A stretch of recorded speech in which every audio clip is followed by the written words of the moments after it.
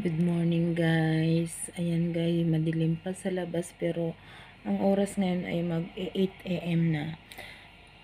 Umpisa kanina kagabi guys, mga daling araw siguro ay maulan na. So hanggang ngayon ayan, maulan pa rin. Tingnan nyo yung salamin namin sa ayan.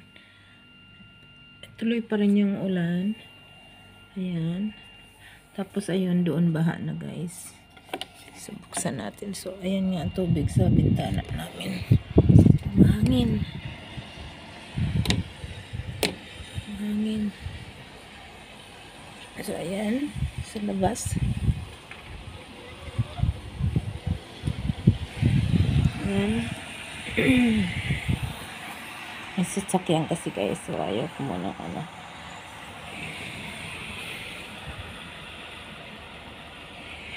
Ayan guys.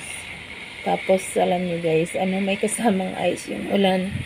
So hindi lang namin maano kasi kagabi madaling araw, so hindi naman kami pwedeng bumaba. So ayan, doon baha na naman doon sa ayan guys, ayan tubig yan. Ayan, puro yan tubig. Ayan.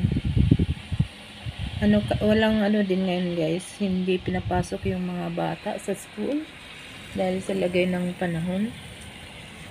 So ayan guys, doon ayan, baha na doon, mas lalo kaninang madaling araw. So ayan dito sa amin maulan, baha sa labas, malamig ang panahon. So ayan, sinarado ko na yung bintana kasi mahangin, pumapasok yung tubig sa loob at makulog, may mga kulog yung thunder. Ayan. So ayan ang panahon dito guys sa amin, maulan, malamig ang panahon. Ingat-ingat po tayo. Kahit ako nga po hanggang ngayon ay inuubo pa rin, galing po sa sakit dahil sa panahon ngayon na napakalamig. So ingat-ingat po tayo. Ayan. At kung mayroong nararamdaman ay agapan na ng gamot. Ayan, thank you guys. Ingat po tayo lahat. Ayan po. Bye-bye.